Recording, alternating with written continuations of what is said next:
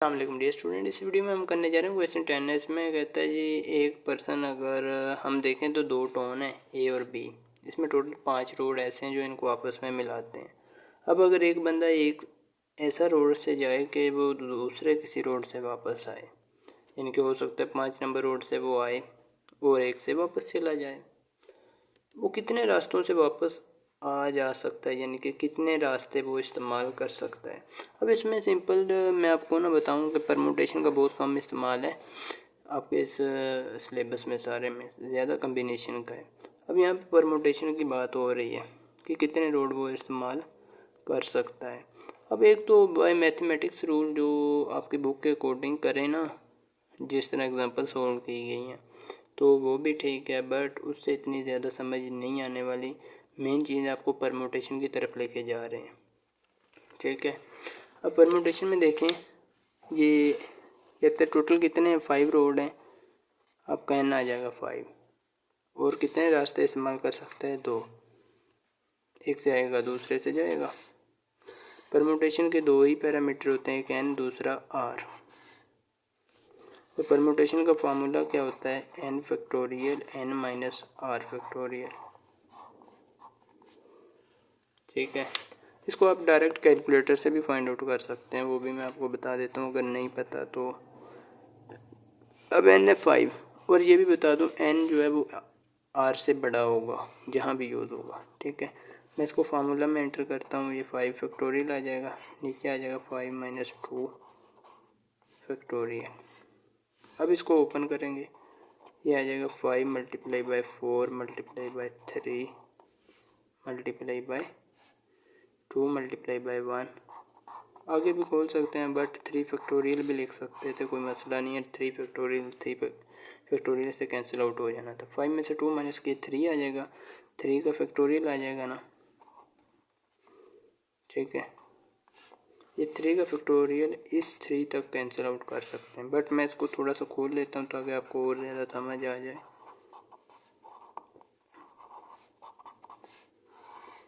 ये आ जाएगा 3 मल्टीप्लाई बाई 2 मल्टीप्लाई बाई 1। अब ये 3 मल्टीप्लाई बाई 2 मल्टीप्लाई बाई 1 ये कैंसिल आउट हो जाएगा इससे,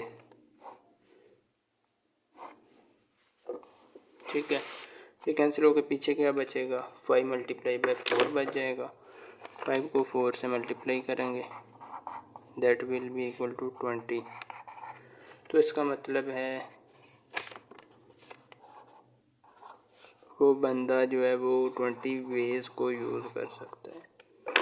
हो सकता है वो इससे आए, इससे जाए, इससे आए, इससे जाए, इससे आए, इससे जाए, ठीक है। इस तरह इनके इसके 20 परमुटेशंस बनेंगे, 20 ऐसे कम्बिनेशन बनेंगे जिनको वो बार बार यूज़ कर सकता है। अच्छा जी, नेक्स्ट क्वेश्चन नंबर 11 में देखें, कहते हैं कि जी how many lunches are possible consisting of a soup, a sandwich, a dessert, a drink if one can choose select from 5। अब देखें टोटल आइटम कितनी है। टोटल आइटम है जी आपके पास 5, ठीक है। और सिलेक्ट कौन क्या क्या कर सकते हो आप, soup, sandwich, dessert and drink. Total select कितने कर सकते हो, 4। तो हम सिंपल इनका परमुटेशन फाइंड आउट कर लेंगे, N P R which is equal to N factorial divide by N minus R factorial, ठीक है। ये मैथ का कंसेप्ट में भी आपने मैथ में पहले स्टडी कर लिया होगा। ये किसके इक्वल होगा, 5 फैक्टोरियल, यहाँ पे 4 लगाना था, 5 माइनस 4 फैक्टोरियल आ जाएगा, ठीक है। अभी 5 फैक्टोरियल को ओपन करेंगे, 5 multiply by 4 multiply by 3 multiply by 2 multiply by 1। आप इसको डायरेक्ट कैलकुलेटर से भी कर सकते हैं। 1 फैक्टोरियल 1 के बराबर ही होता है। अब 5 multiply by 4 multiply by 3 multiply by 2 multiply by 1 कर लें, या आप डायरेक्ट 5 का फैक्टोरियल भी ले सकते हो, ठीक है। मेरे पास ये वाला कैलकुलेटर है, दूसरा आपके पास होगा। यहाँ पे फैक्टोरियल का निशान नज़र आ रहा है ना, यहाँ पे है।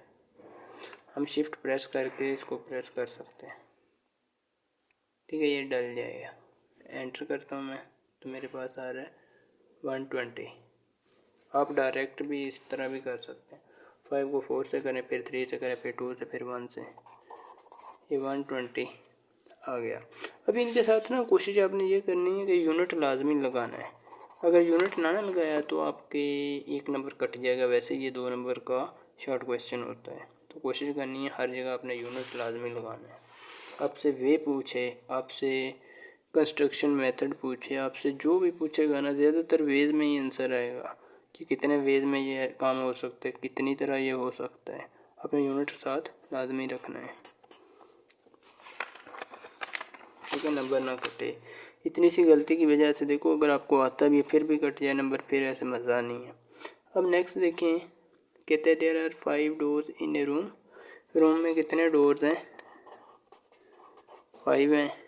अच्छा, 3 person have to enter it. कितने पर्सन एंटर हो सकते हैं? How many ways they can enter from different doors. वो कितने डिफरेंट डोर से एंटर हो सकते हैं। कितने पर्सन आएंगे? 3 पर्सन। 3 पर्सन आएंगे। आर क्या हो जाएगा? 3 हो जाएगा। एन जो है हर हालत में आर से बड़ा होगा, ठीक है, ये याद रखना। दोनों चीज़ें अगर आपको मिक्स हो रही हैं तो आपने इस चीज़ से चेक कर लेना, एन जो है आर से बड़ा होगा। ये लेड पेंसिल से लिख लें अपनी बुक पे भी। अभी हम यहाँ पे परमुटेशन का फार्मूला लगाएंगे, N P R which is equal to N factorial divide by N minus R factorial. अच्छा जी, ये आ जाएगा 5p3 which is equal to 5 factorial divide by 5 minus 3 factorial. अच्छा, मैं ना बेसिकली ऐसे ही काट देता हूँ। 5 मैं नीचे देख लेता होता हूँ ना, नीचे क्या आएगा? नीचे आएगा 2 फैक्टोरियल, ठीक है। तो मैं लिखूँगा 5 multiply by 4 multiply by 3 multiply by 2 factorial लिख के ना, ये फैक्टोरियल समेत ही इसको काट देता हूँ, ठीक है। इससे सोल्व करना भी ईजी हो जाता है। अब 5 मल्टीप्लाई बाई 4 मल्टीप्लाई बाई 3 कर लेता हूँ। इसको आप डायरेक्ट कैलकुलेटर से भी कर सकते हैं। परमुटेशन का सिंबल जो है आम कैलकुलेटर के यहाँ पर होता है, इस कैलकुलेटर के यहाँ पर है। इसको कैसे प्रेस करना है? आप 5p3 डायरेक्ट लिखें, 5 लिखें इस तरह से, ये भी आपको नज़र आ रहा होगा। फिर p आपने लिखना है। p कैसे लिखना है? शिफ्ट प्रेस करना, फिर मल्टीप्लिकेशन वाला बटन प्रेस करना, ये p डल जाएगा, ठीक है। फिर आपने 3 प्रेस कर लेना है। 3 है ना जी, बिल्कुल। अभी मैं इसको एंटर करता हूँ तो ये मेरे पास आ रहा है 60 पॉइंट के बाद 00 इसलिए आ रहा है, मैंने कैलकुलेटर को फिक्स किया हुआ है, ठीक है। आपके पास नहीं आ रहा होगा, तो ये 60 आ गया। आप डायरेक्ट इसको मल्टीप्लाई करेंगे, 5 मल्टीप्लाई बाई 4 मल्टीप्लाई बाई 3 करेंगे तब भी 60 ही आएगा, ठीक है। ये जो मैं बता रहा हूँ ये शॉर्टकट वे है, ठीक है। 60 वेज आ जाएंगे। 60 वेज से वो तीनों बंदे एंटर हो सकते हैं। चलिए इसका 13 देखें। 13 में क्या कहता है? कहते हैं how many sample points are in the sample when a pair of dice is thrown once. जब कहता है कि आपका जो पेयर ऑफ डाइस है ना वो 1 टाइम थ्रो किया जाए तो उसमें कितने सैम्पल होंगे। अब इसमें नंबर काउंट करने के लिए ना आप n मल्टीप्लाई बाई n भी कर सकते हैं, n की पावर नंबर ऑफ टाइम्स भी कर सकते हैं। एक तो ये तरीका है। दूसरा परमुटेशन के थ्रू करना है तब भी आपकी मर्जी। 6 5 इसको ना जो नंबर ऑफ डाइसेस थ्रोन है ना, डाइस की कितनी साइडें होती हैं? 6 होती हैं ना, क्यूबिकल शेप होता है। 6 बाई 6 भी कर सकते हैं तो भी आपको पता चल जाएगा। ये इतना क्वेश्चन आता नहीं है, ठीक है। और ये MCQ के लिए इम्पोर्टेंट है कि 2 बार डाई को पेयर ऑफ डाई को 1 टाइम किया जाए या कहे कि एक डाई को 2 बार किया जाए, ये बात याद रखनी है। तो हाउ मैनी सैम्पल्स, कितने सैम्पल होंगे, ठीक है, सैम्पल पॉइंट में।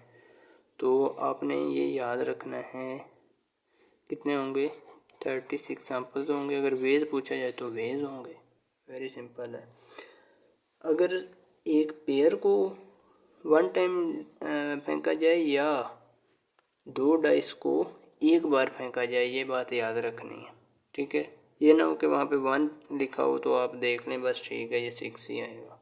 अगर एक डाई को वन टाइम ही फेंका जाए तो उसके 6 ही फेसेस होते हैं, ठीक है। फिर 6 वेज ही आएंगे, क्योंकि 1 आ सकता है, 2 आ सकता है, 3, 4, 5 या 6 आ सकते हैं। यहाँ तक क्लियर है।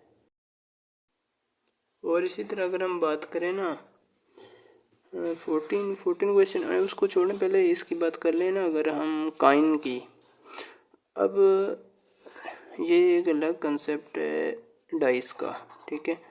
डाइस में क्या है कि इसके टोटल कितने फेसेस होते हैं, 6 होते हैं। अब जितनी बार आपको कहेगा ना वही उसकी पावर ले लेनी। 1 टाइम कहेगा कि 1 टाइम एक डाइस को फेंके तो कितने होंगे, 6 होंगे। 2 टाइम कहेगा तो 6 की पावर 2 ले लेनी है, 36 होंगे। 3 टाइम कहेगा तो इसकी पावर 6 की 3 ले लेनी।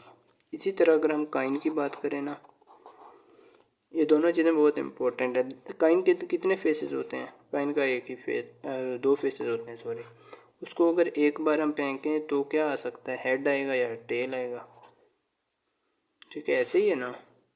अगर उसको 2 टाइम फेंकें तो उसके 4 फेसेस आएंगे, ठीक है ना। कैसे हो सकता है, हेड हेड आ जाए, हेड टेल आ जाए, टेल टेल आ जाए, टेल हेड आ जाए, ठीक है ना। इसी तरह काइन को हमने 3-3, 4-4 बार फेंकना है, ये बात याद रखनी है, ठीक है।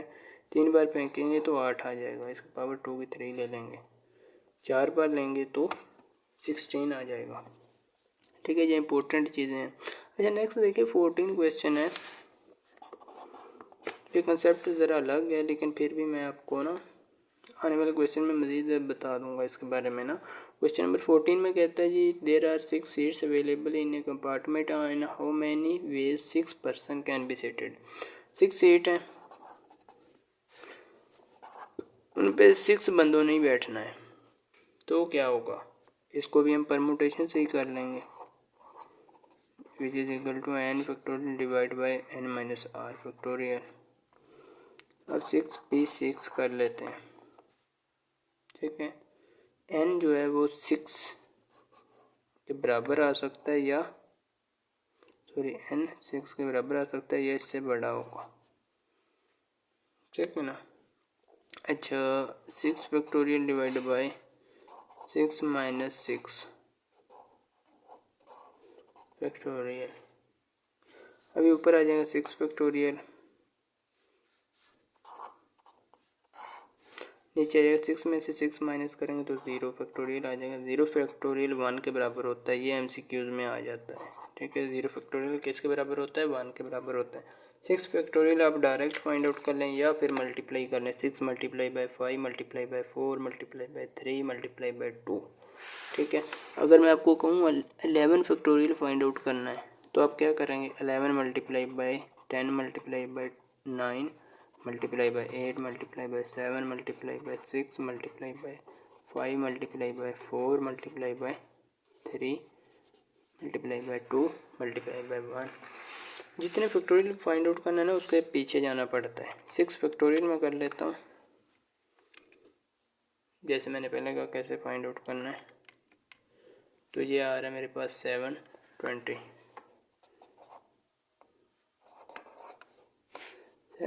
वेज होंगे, ठीक है। जितने वेज वो पूछे वो आप उसे एंट्रीज पूछे तो वही आपने उसका यूनिट लगाना है।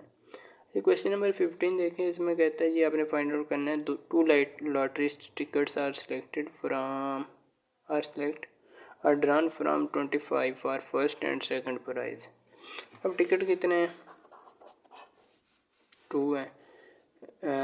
इसमें देखिए कहते हैं 2 lottery tickets are drawn from 25। नहीं समझ आ रही तो आपने देख लेना कि n हमेशा बड़ा होगा r से, ठीक है। वही परमुटेशन का फार्मूला अप्लाई करेंगे, NPR which is equal to n factorial divide by n minus r factorial. ये आ जाएगा 25p2 which is equal to 25 factorial divide by 25 minus 2 factorial. यहाँ पे मैंने 2 लिखना था, चलिए किसी लिहाज से 2 भी लग रहा है। 25 फैक्टोरियल डिवाइड बाई 25 में से 2 माइनस करेंगे 23 आ जाएगा। ठीक है, इसको एक तरीका तो ये है कि ऐसे लिख लें, दूसरा तरीका ये है कि आप कैलकुलेटर से कर लें, तीसरा तरीका ये है कि आप इस तरह से कर लें। 25 multiply by 24 multiply by 23 factorial है ना, नीचे भी 23 फैक्टोरियल है, ऐसे है ना। इस 23 को इस 23 से कैंसिल आउट कर दें, पीछे क्या बचेगा 25 मल्टीप्लाई बाई 24, ऐसे भी कर सकते हैं या आप डायरेक्ट भी इससे कर सकते हैं कैलकुलेटर से। 25 फिर p डालें फिर 2 डाल दें, तब भी पूरा आएगा। 600 आ रहा है, इस तरह से भी करेंगे तब भी 600 ही आएगा। ठीक है, 600 वेज है, क्या पूछे, सैम्पल स्पेस, सैम्पल पॉइंट पूछे, सैम्पल पॉइंट कितने आएंगे।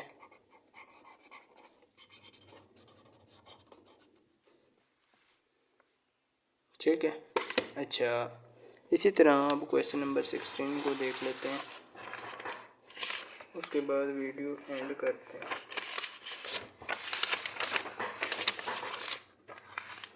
तो मैं यहाँ पे कर लेता हूँ। क्वेश्चन नंबर 16 है। क्वेश्चन नंबर 16 में कहता है जी आपके पास हैं, in how many different ways can 11 man football team be chosen from squad of 20 man. 20 है और 11 है, 20 क्या हुआ, एन होगा, क्यों बड़ा है, आर 11 होगा। वही परमुटेशन का फार्मूला लगाएंगे, N P R which is equal to N factorial divide by N minus R factorial. अच्छा यहाँ पे लगाएंगे 20p11 which is equal to 20 factorial divide by 20 minus 11 factorial. 20 factorial आ जाएगा जी आपका ऊपर ही, नीचे 12 में से 11 माइनस करेंगे 9 आ जाएगा, 9 फैक्टोरियल। अब एक तरीका ये है कि आप इसको काट लें। ठीक है, दूसरा तरीका ये है जी आप डायरेक्ट भी फाइंड आउट कर सकते हैं। 20p9 कर लें, सॉरी 20p11 करना है। ये देखें कितना बड़ा आंसर आ रहा है और साइंटिफिक नोटेशन में आ रहा है, तो आप पेपर में भी साइंटिफिक नोटेशन में लिख सकते हैं। अगर एमसीक्यू का मसला हो तो आप इसको नॉर्मल फॉर्म में भी कन्वर्ट कर सकते हैं। वो कैसे करना वो मैं आपको आने वाली वीडियोस में कैलकुलेटर पे करके दिखाऊंगा, मैं भी आपको करना भी आता हो। ठीक है, आप यही आंसर डायरेक्ट लिख सकते हैं, कोई मसला नहीं है। मैं लिख लेता हूँ, या आप 20 फैक्टोरियल डिवाइड बाई 9 फैक्टोरियल भी लिख सकते हैं। अगर आप इसको काटना चाहें काट के भी लिख सकते हैं, कोई मसला नहीं है। 6.70442572 multiply by 10 raise to power 12। मेरे पास भी इसी तरह आ रहा है, उम्मीद आप लोगों के पास भी इसी तरह आ रहा होगा। आपने कैलकुलेटर का यूज़ करेंगे तो इजीली फाइंड आउट कर लेंगे। ठीक है, बाकी क्वेश्चन करेंगे हम नेक्स्ट वीडियो में।